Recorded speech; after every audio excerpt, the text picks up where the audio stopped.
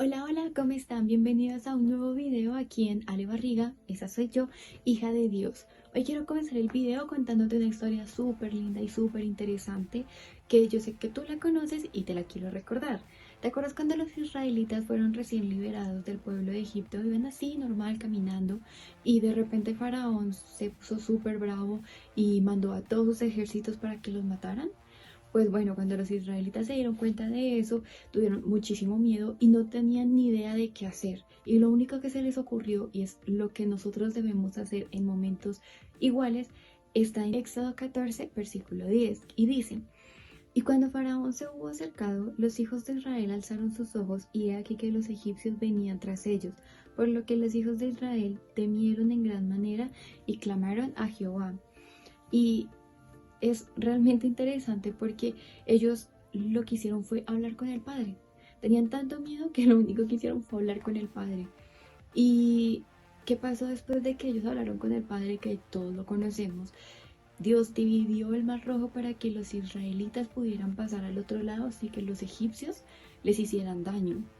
Y es muy interesante porque ellos no fueron los únicos. De hecho, todos los personajes, hasta el personaje más importante, que es Jesús, hablaba todo el tiempo con el Padre y clamaba a él cuando tenía momentos de angustia, porque él también tuvo momentos de angustia. Lo tuvo antes de ir a la cruz, que fue cuando le dijo allá en Getsemaní al Padre, le dijo: si es posible, quita de mí esta copa, pero que sea tu voluntad y no la mía. Y por eso llamé este video con la siguiente pregunta: ¿es importante la oración?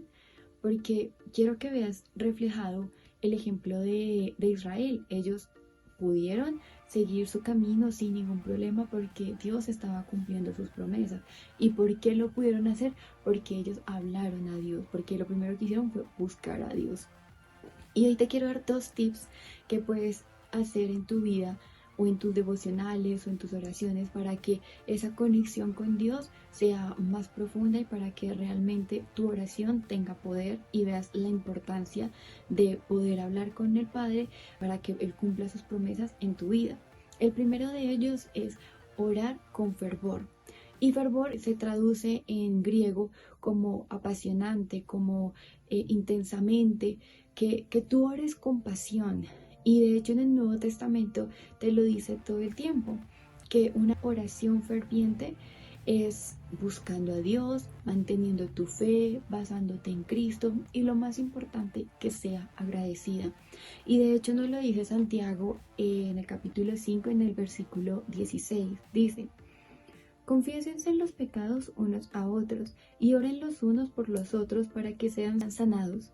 La oración ferviente de una persona justa tiene mucho poder y da resultados maravillosos.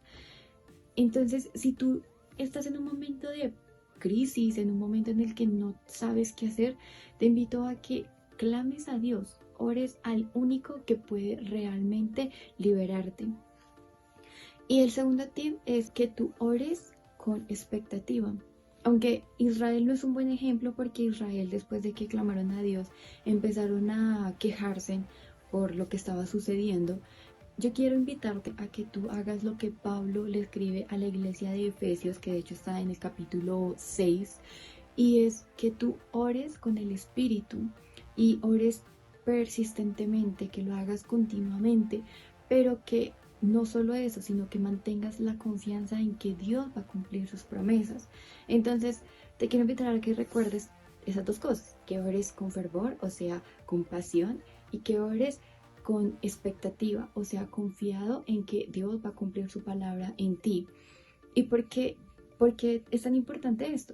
Porque cuando tú haces una oración basándote en estas dos cosas, vas a ver reflejado el poder de Dios en tu vida. ¿Y esto por qué es? Simplemente porque a Dios en realidad le importa tu oración.